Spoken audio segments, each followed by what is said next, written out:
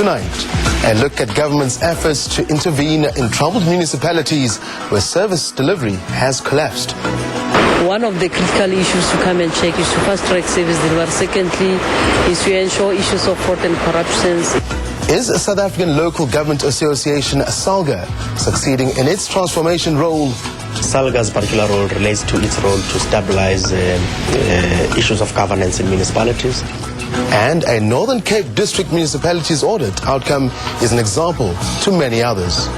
The cornerstone for us where we actually start is actually your IDP, your planning. Interesting show coming your way. Good evening. Welcome to tonight's edition of our special pre-election program series. My name is Leanne Manis. And I am Tabi Sositola. Good evening to you at home. And as usual, we welcome our viewers' input. So please do take part in the show by sending us your SMS comments. Begin them with SMS. In fact, begin your SMS with the word elect, followed by the rest of your message. That will pay $1.50. The pleasure. All right, now. But as usual, let's kickstart this program with a wrap of today's latest election news. Richard Ingram compiled this report for us. In Cape Town, the Western Cape COSATU Provincial Secretary, Tony Ehrenreich, said the DA's election campaign was undermined by a recent community satisfaction survey conducted by the City of Cape Town. Mr. Ehrenreich, who's also the ANC's mayoral candidate for the city, says the survey showed that over 80% of residents in predominantly white northern suburbs were satisfied with services by the city. However, only half the residents in poor areas like Khayelitsha and Mitchell's Plain were satisfied. What the report does, it essentially undermines the DA's election strategy because it makes a lie of their claims that they deliver to all. What it does say is that the DA delivers to the wealthy and it doesn't deliver to poor working class communities. The City of Cape Town couldn't be reached for comment immediately. The situation at Vicksburg in the Free State is still tense after a second day of violent service delivery protest in which 2 buildings were today set alight by protesters. Yesterday, a man, Andries Tatane, died after alleged police action and another was wounded. Earlier today, learner set alight officers belonging to the Home Affairs Department and the Setsoto municipality. The Free State Police MEC, Thabo Manyoni, urged the community to give investigations a chance. Meanwhile, 45 people who were arrested for public violence have been released on warning.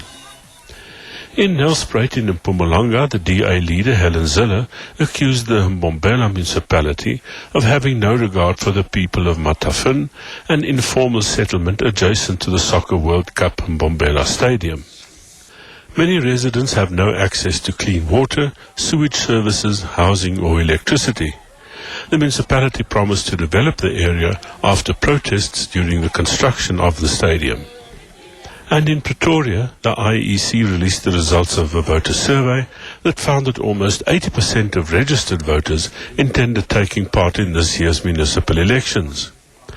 More than 90% of the 3,000 respondents said it was their civic duty to vote, and 79% said they intended making their mark on May the 18th.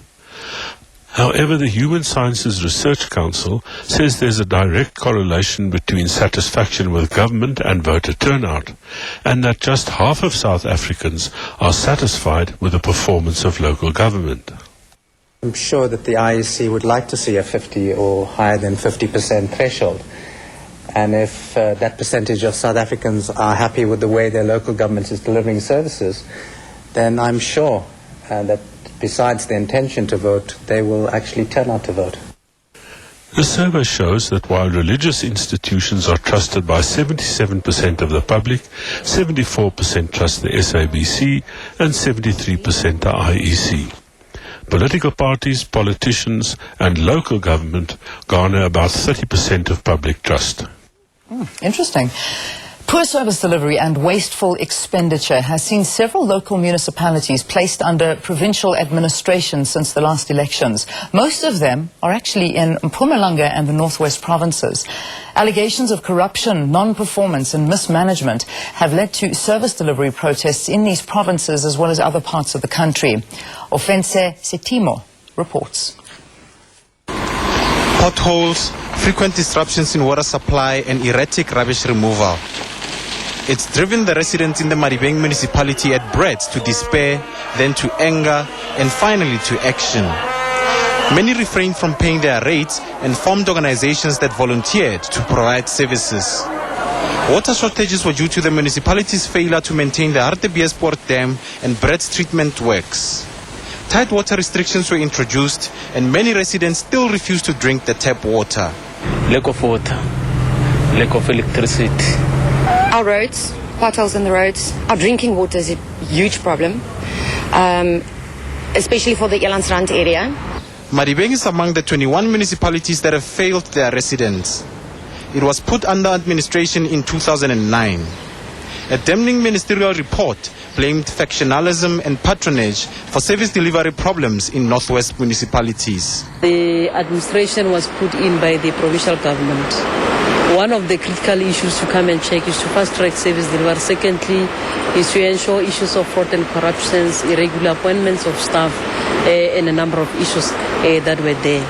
Among others, 4 municipalities in Mpumalanga under administration for corruption and maladministration, 5 in the Northwest Province for poor service delivery and administration, 4 in KwaZulu-Natal for failing to account for 50 million rands. The Indaka municipality in KZN spent 600,000 rands on the 2009 funeral of its mayor. And 4 municipalities were placed under administration in the Free State for wasteful expenditure and irregular bookkeeping. The Cooperative Governance Department deployed administrators to help control these failed municipalities, and provincial governments had to foot the bill of 150,000 rands per month per administrator. But it had the desired effect.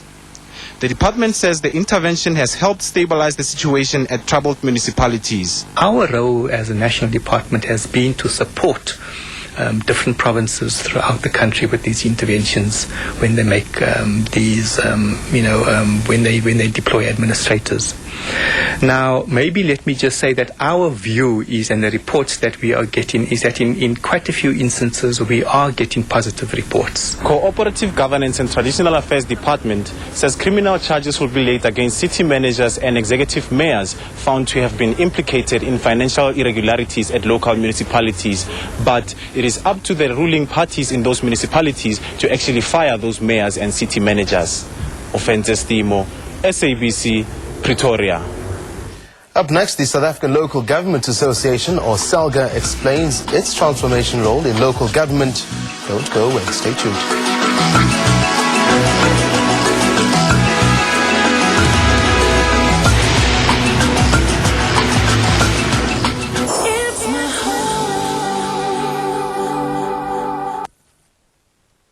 Have you ever thought about how you'd support your family if you had to go to a hospital and couldn't work? Take out a Charters Hospital cash plan. You could be paid up to 2,500 Rand a day for every day that you are in hospital. From as little as 85 Rand 50 a month. You can get cover for hospitalization due to accident or illness. Call us now for the Charters Hospital cash plan. I may be in hospital, but with 2,500 Rand a day, at least I know my family is taken care of. Charters, your world insured.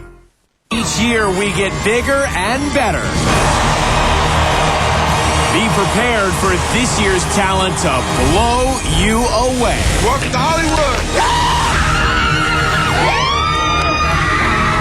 Oh, God, security! No, you see me fighting for the show and then you go kick me out? No. Yo, Mom, she's through. You're going to Hollywood! 4 yeses to Hollywood T-shirt. You got 4 yeses. Simon Cowell, I am going to Hollywood. No, you're not. American Idol, Thursday and Saturday on 2. Let's have to do Melly for you season 2. It's gonna be hot. It's hot. It's very hot. I'm sorry, but it's hot. I'm sorry, so competition nada. Make sure you don't miss it. Every Sunday at 7.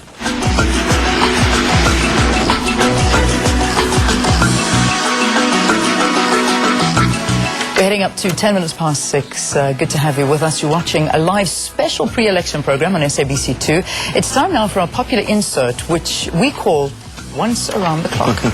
Well, tonight, viewers air their views about the skills in municipalities. Do the people who are running municipalities have the necessary skills to do so? I think that's an interesting one. Let's take a look. Yeah. Because okay, tlhelela gore la o tletse mo location mo le toropong di pipe di bidintsi di dutla and ba tle ka nako. Yeah, they do, because they doesn't do the work and the counter doesn't supply them with the material. Yes, I think they do have the necessary skills to render the services. All they need is motivations from the bosses, the supervisors, and the people who they work under. Kyk, definitief doen hulle nie hulle werk nie. Of het nou van bo afkom of hulle doen nie, hoe kan ek sê, die diens word nie gelewer nie. Kyk hoe lyk ons paaie. Kyk hoe lyk ons sewage. They misuse the money where they're not supposed to use. They don't just take their workers to training so that they can deliver a proper delivery services. I was here this morning. I'm complaining since January month about street lighting. This morning the person here tells me that they have is inadequate people working there. They are not trained fully. Interesting. Anyway, moving on now, the South African Local Government Association, SALGA, was established in 1997 to transform local government, but it still faces many challenges. Service delivery protests continue unabated, even in the run-up to next month's local elections, and the question now is whether SALGA is succeeding in its role or not. Here's Maria Prinsloo filed this report for us. SALGA represents, promotes and protects the interests of local government and strives to see communities satisfied. But this year alone, South Africans again took to the streets in their numbers, often violently, to protest against bad service delivery. However, SALGA says issues such as intra-political party conflicts, cross-boundary issues and perceptions of corruption contribute to these protests. It's fairly easy to say it's a service delivery protest, but a number of toxic factors contribute to this. 25 of the country's 283 municipalities have failed dismally and have been placed under administration. A further 52 are subjected to Section 139 interventions. Gross financial mismanagement and maladministration top the list of reasons. But SALGA does not regard them as failures, but downplays what has been described as crises as mere challenges. SALGA's particular role relates to its role to stabilize issues of governance in municipalities. Yes, there has been challenges, but looking across 283 municipalities, a lot of them have done very well. However, there are stubborn challenges that still remain. In numerous areas, South Africans are satisfied with their municipal services and acknowledge the developmental strides made by government. But many still have reason to complain about the lack of basic services, an element that will play a critical role in their choice of political party or independent candidate. The services are not bad, they're actually quite good. The water is not cut all the time, it's always there. And electricity wise, it's also there. We have electricity most of the time. We don't have lights, we're using paraffin, we don't have water, proper water, because we have pipes, but sometimes they're leaking, and then the place is just like this. If it's raining, it's, I don't know how to explain that, because we can't even walk in. Potholes and the streets are not clean. We are not happy. SALGA says its future looks bright as they'll always have a responsibility in keeping local government on the right track. But good relations and better communication between local government and South Africa's people are cardinal. Marie Prinsloo, SABC News, Pretoria. Let's take this discussion further, and we're joined by the Research Director of the HSRC, Dr. David Hempson. He's in our Durban studios. Good evening, Dr. Hempson. It's good to have you with us on the program. Good evening. A number of municipalities in different provinces have been put under administration in terms of Section 139. What does this mean to the communities that they're supposed to service? Well, it does indicate that COGTA, the National Department, and maybe also SALGA, as highlighting some of the key features of municipality which are not working well. And if we look at the situation as a whole, we had last year the turnaround strategy was put forward, and quite frankly at the moment we don't see that much about turnaround strategy, but we do hear quite a lot about service delivery protests. As we heard earlier in the program, I mean, it's estimated that it actually costs around about 150,000 Rand a month per administrator. We're talking serious money here. Is it worth it? Well, we do need to remember that these administrators would be specially appointed for, to do a job, and it does. I think it doesn't also include their travel and allowances. But these are, high costs for a municipality to be put right when actually many of them have actually declined over time, and actually there should have been interventions much earlier, and there have been a whole series of possible interventions which the municipalities could draw down on resources from national departments and from the Development Bank of Southern Africa and so forth to make the change. I mean, the whole time in every program basically we've done in this election show, poor service delivery has been at the root of all of this, and I think one can honestly say that this is as a result of unskilled municipal managers, and it really seems to be the norm in local government. How can we do away with this? How can we better the skills of the municipal managers?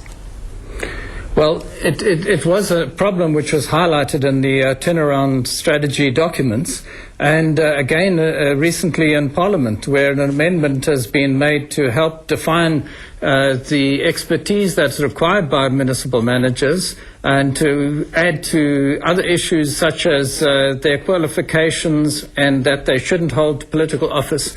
And actually, and it's really an attempt to deal with some of the intra-party difficulties which are arising in many municipalities, where it's not so much party conflict as intra-party internal conflicts within the dominant party, the ANC, was actually leading to, breakdowns of communication, and all of these matters have been identified some time ago and were prioritized to be able to be put right or to have interventions.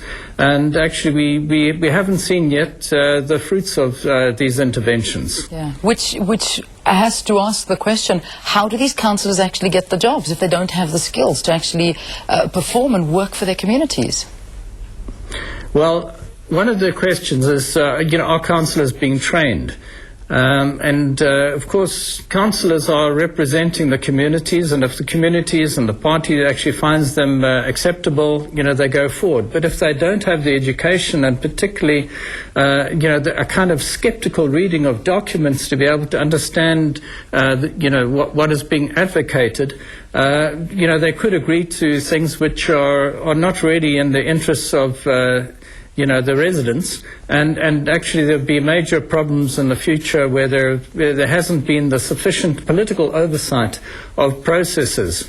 And so we do find a problem with councillors. There's also quite a considerable turnover, not among councillors, and we've seen it in particular provinces where councillors, come and go because of the intra-political party infighting in key political parties, and actually there are in many wards, very difficult relations between councillors and residents, particularly in rural areas.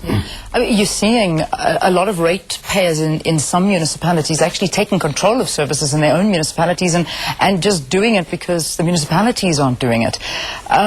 This is not the way that things should be run, though. I know that a community should get involved. They should make sure that everything is clean and running as well as they can. But at the end of the day, if you're a ratepayer, shouldn't your services be there for you? Well, of course.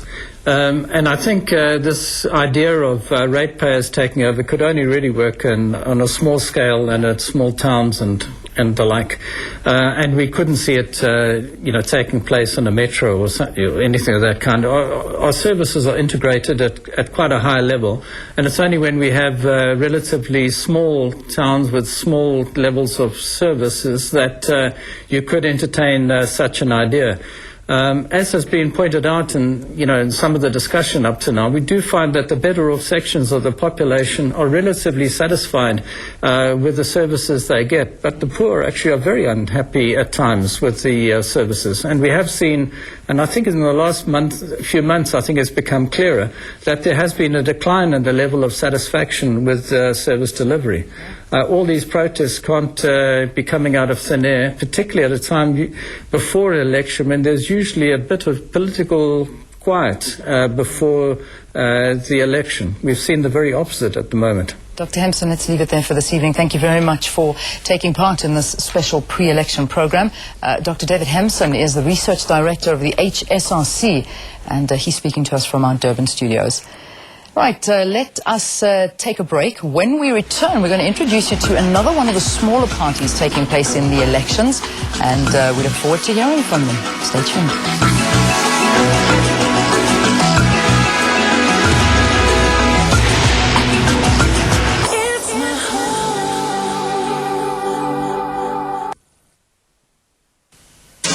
Holiday time certainly has changed since Ultramel first arrived on the scene. Party dresses got shorter, toys became brighter and louder, hair went big, bigger, and then optional. The family living room swapped that old black and white for an HD flat screen. And while the idea of a traditional South African holiday might be changing, the one thing everyone agrees on is that nothing says Easter holiday like Ultramel. Tonight on 7de Laan. Het jy geweet Wins het vir haar 'n koelkamer laat bou? Dis seker nodig om die blomme vas te hou. Ja, maar wie betaal daarvoor? 7de Laan. Tonight, 6:30. I come out from American Idol because I feel so trapped. I want to make something of myself. For families that have autism, it's really tough. There are things that we would like to do for our son, but it's hard to afford right now. From every corner of America, from every walk of life, the dream remains the same. I'm Dave Pittman. I do lawn work, but I could be the next American Idol. My name is Chris Golightly. My name is Ashley Hobbs. My name is Brian Walker. I'm a police officer. I'm a bartender. I'm a waiter. I'm a systems engineer. I'm a school bus driver. I work at a hair salon. I'm a college football player. I'm a sales associate at a vintage clothing store. I'm a receptionist, but I could be. But I could be. But I could be. We could be the next American Idol. Thursday and Saturday on 2.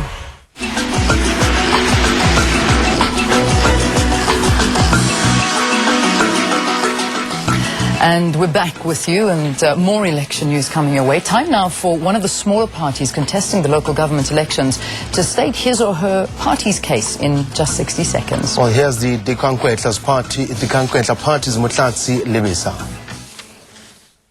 Baahi ba tlameha ho kgetha mokgatlo wa dikwankwetla dikgethong tsena tseo re ang re di lebile hobane ba ile ba bona ka mahlo makgabane le diemahale tsa dikwankwetla tseo re ileng ra di etsa nakong eo re neng re ka dingwe puso ke setjhaba dikolo tse teng kwaqwa ditleliniki tse teng kwaqwa dipetlele di-university matamo ditsela tse emeng le kajeno tse sa tshekallang ke mohlala o phatsimang wa hore dikwankwetla di teng dikwankwetla di a sebetsa di na le matla mme dikgethong tsena re kgothaletsa baahi bohle hore ba voutele mokgatlo wa rona wa dikwankwetla ka kutlwisiso hore ha mokgatlo ona o so le kara puso re tla tlisa puso e hlwekileng e nang le bokgoni mme re tla phahamisa moruo o putlameng wa lebatowa lena la rona la maluti a phofung ka hore re tlise difeme kwano re bule difeme tse kwetsweng re hohele boramatsete le borakgwebo ba tlo tla ba tsetela ditjhelete tsa bona kwano maluti a phofung re sebedise menyetla yohle ye teng ya kgwebo. Now, one of the main factors that determines whether a particular municipality is performing or not is its audit outcome. Many municipalities countrywide, including those in the Northern Cape, have been receiving disclaimers over the years. A lack of accountability from chief financial officers and skilled financial staff among the reasons. Motlalepule Morake reports that some municipalities, like the Francis Bosch District Municipality in Kimberley in the Northern Cape, have over the years endeavored to improve their financial audit. The Francis Bar District Municipality is the economic powerhouse of the province. It comprises of 4 local municipalities, which includes the Solplaki Municipality in Kimberley. The district municipality has received unqualified audit reports from the Revenue Service for 4 consecutive years since the 2005-2006 financial year. In the last 2 years, its audit outcome was an example to many other municipalities. Its Chief Financial Officer, Hannes van Billion, says this emanates from proper planning. The cornerstone for us where we actually start is actually your IDP, your planning. You know, from the word go, your planning must be aligned with the national imperatives, focus areas.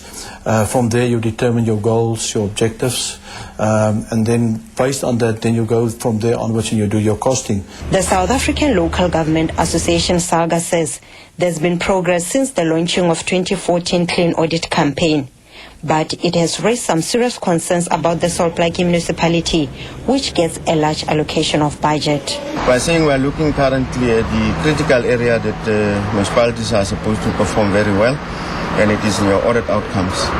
Now, we know that Salt Lake is one of the municipalities that had disclaimers for a period, and they receive another disclaimer. But the provincial capital is controlled by the Salt Lake municipality.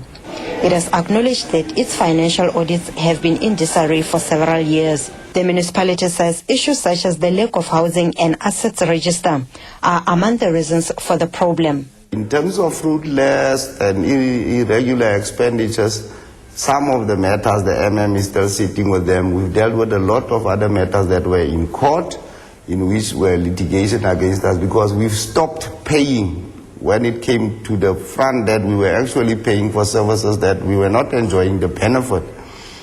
Not by fault of those that had signed the agreement, but by fact that we were not getting value for money. The municipality says an assets management unit has been established as part of the plan to rectify its financial management. However, SALGA says financial audits of Northern Cape municipalities, such as Dikgatlong and Magareng, have improved recently. Johnson says the Francis Bar District Municipality staff is building on the solid foundation that has been laid.